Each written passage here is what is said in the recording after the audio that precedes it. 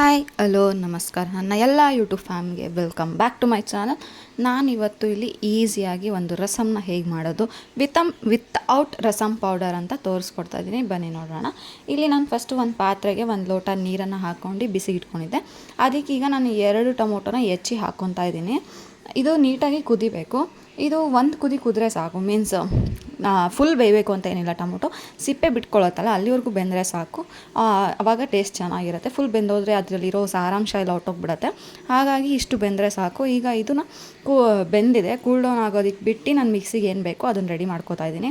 ಈಗ ನಾನು ಒಂದು ಮಿಕ್ಸಿ ಜಾರಿಗೆ ಒಂದು 4ರಿಂದ 5 ಎಸ್ಲು ಬೆಳ್ಳುಳ್ಳಿನ ಹಾಕ್ಕೊಂಡಿದ್ದೀನಿ.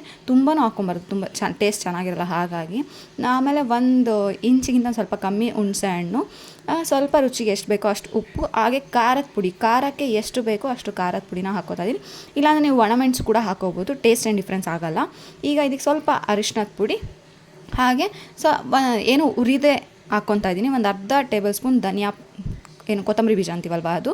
ಈಗ ಏನು ಬೆಂದಿದೆ ಅಲ್ವಾ ಟೊಮೊಟೊ, ಈ ಟೊಮೊಟೊನ ಮಿಕ್ಸಿ ಜಾರಿಗೆ ಶಿಫ್ಟ್ ಮಾಡ್ಕೋತಾ ಇದ್ದೀನಿ ತಣ್ಣಗಾದ್ಮೇಲೆ. ಇವಾಗ ನಾನು ಇದು ಟೊಮೊಟೊ ಅಷ್ಟು ಮಿಕ್ಸಿ ಜಾರಿಗೆ ಹಾಕ್ಕೊಂಡಾದ್ಮೇಲೆ ಫೈನ್ ಪೇಸ್ಟ್ನ ಮಾಡ್ಕೋತಾ ಇದ್ದೀನಿ.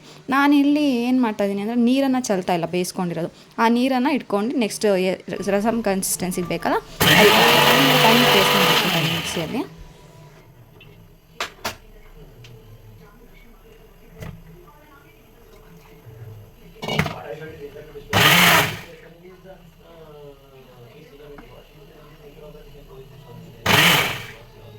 ಈಗ ಪೇಸ್ಟ್ ರೆಡಿಯಾಗಿದೆ, ನೋಡ್ತಾ ಇರ್ಬೋದು.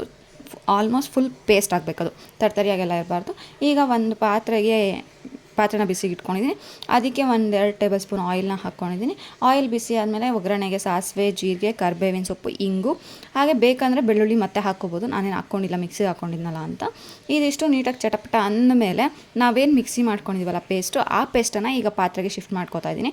ಈಗ ಶಿಫ್ಟ್ ಮಾಡ್ಕೊಂಡಿದ್ದಾದಮೇಲೆ ನೀರನ್ನು ಆ್ಯಡ್ ಮಾಡ್ಕೊತಿಲ್ಲ ನಾನು ಫಸ್ಟಿಗೆ.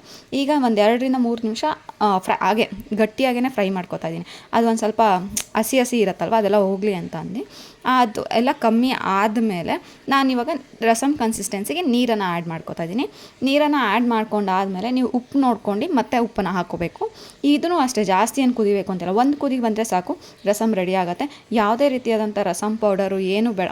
ಜಸ್ಟ್ ಈ ಕಡೆ ಟೊಮೊಟೊನ ಬೇಯೋದಕ್ಕೆ ಬಿಟ್ಬಿಟ್ಟು ನೀವು ಮಿಕ್ಸಿಗೆಲ್ಲ ರೆಡಿ ಮಾಡ್ಕೊಳ್ಳೋಷ್ಟು ಟೊಮೊಟೊ ಬೆಂದಿರುತ್ತೆ, ರಸಮ್ ರೆಡಿ ಆಗುತ್ತೆ. 10 ಮಿನಿಟ್ಸಲ್ಲಿ ಆಗೋಗುತ್ತೆ ರಸಮ್. ತುಂಬ ಚೆನ್ನಾಗಿತ್ತು ಹೇಳಬೇಕು. ನಾನು ಫಸ್ಟ್ ಟೈಮ್ ಮಾಡಿದ್ದು. ಹೀಗೆ ನಾನು ಟ್ರೈ ಮಾಡ್ತಾಯಿರ್ತೀನಿ ಅಂತ ಮುಂಚೆನೂ ಹೇಳಿದ್ದೀನಲ್ವ, ಇನ್ಸ್ಟಾಗ್ರಾಮಲ್ಲಿ ಮತ್ತು ಯೂಟ್ಯೂಬಲ್ಲೆಲ್ಲ ನೋಡಿ ಇದನ್ನು ಕೂಡ ಹಾಗೆ ಟ್ರೈ ಮಾಡಿದೆ. ತುಂಬ ಚೆನ್ನಾಗಿ ಬಂದಿತ್ತು.